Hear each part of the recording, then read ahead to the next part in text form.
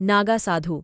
ये शब्द सुनते ही हमारे सामने एक ऐसे मनुष्य की छवि आ जाती है जिसके बाल उलझे हुए, शरीर पर भस्म लगी हुई, नग्न अवस्था में खड़ा व्यक्ति जो देखने में बेहद क्रोधित और डरवाना लगता है।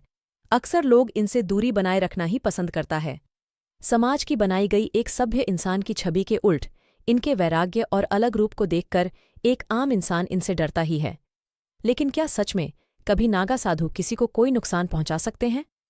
वास्तविकता ये है कि यह शायद ही किसी को नुकसान पहुंचाते हो, लेकिन जानबूझकर या किसी गलत मंशा से इन्हें कोई तंग करे तो इनका क्रोध किसी आम इंसान के सहने लायक नहीं होता। अक्सर एक आम इंसान एक नागा साधु और अघोरी को एक मान लेने की गलती कर बैठते हैं। लेकिन लोगों को यह जानना जरूरी है कि नागा साधु और एक अघोर पंथ के साधु में जमीन आसमान का अंतर होता है। जहां नागा साधु कंदमूल यानी कि फल सब्जियां और जड़ी बूटियों को खाकर अपना जीवन व्यतीत करते हैं, वही अघोर पंथ मांस खाने से परहेज नहीं करता। नागा साधु शिव की भक्ति में डूबे हुए ध्यान में मगन रहते हैं, जिस वजह से उनका ठिकाना ज्यादातर हिमालय की शांत वादियां होती हैं। अघोरियों के इष्टदेव भी भोलेनाथ हैं, लेकिन वह तांत्रिक या फिर कहें कि तामसिक तरीके से शिव की भक्ति कई तरह की सिद्धियों को पाने के लिए करते हैं।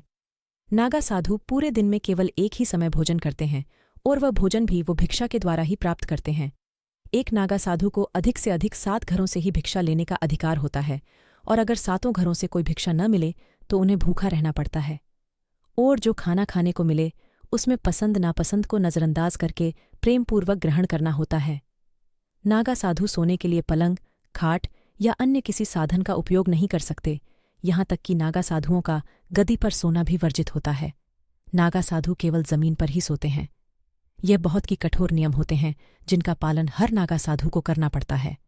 नागा साधु जिस स्थान पर दीक्षा लेते हैं उन्हीं जगहों के नाम पर ही साधुओं को अलग अलग पहचान मिलती है। प्रयागराज में दीक्षा लेने वाले को नागा कहते हैं। हरिद्वार में दीक्षा लेने वाले साधु को बर्फानी नागा साधु पुकारते हैं।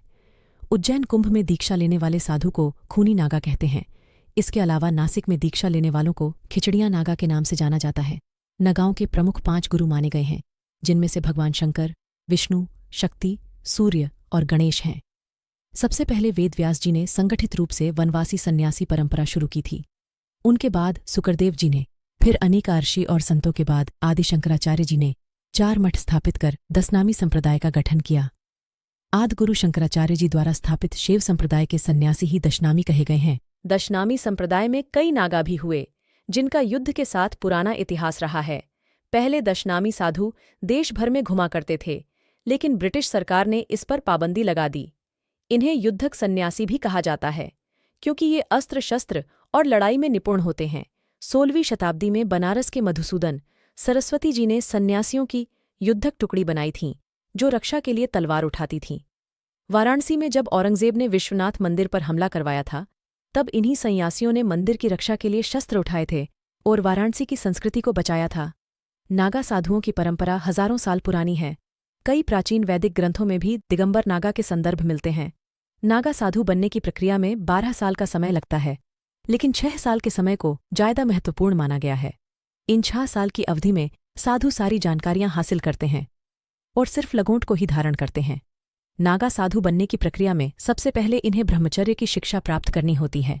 इसमें सफल होने के बाद ही उन्हें महापुरुष दीक्षा दी जाती है और फिर यक्षोपनीत होती है।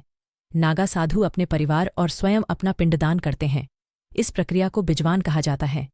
यही कारण है कि नागा साधुओं के लिए सांसारिक परिवार का महत्व नहीं होता, ये समुदाय को ही अपना परिवार मानते हैं। नागा साधु भगवान शिव के अलावा किसी को भी ईश्वर नहीं मानते हैं। नागा में दीक्षा लेने के बाद साधुओं को बड़ा कोतवाल, भंडारी, कोठारी, बड़ा कोठारी, मंदत, कोतवाल, पुजारी और सचिव उनके पद होते हैं। नागा का काम गुरु की सेवा करना, आश्रम का कार्य करना, प्रार्थना, तपस्या और योग करना होता है। और एक शब्द जो हमेशा उनकी जुबान पर रहता है वो है हर हर महादेव।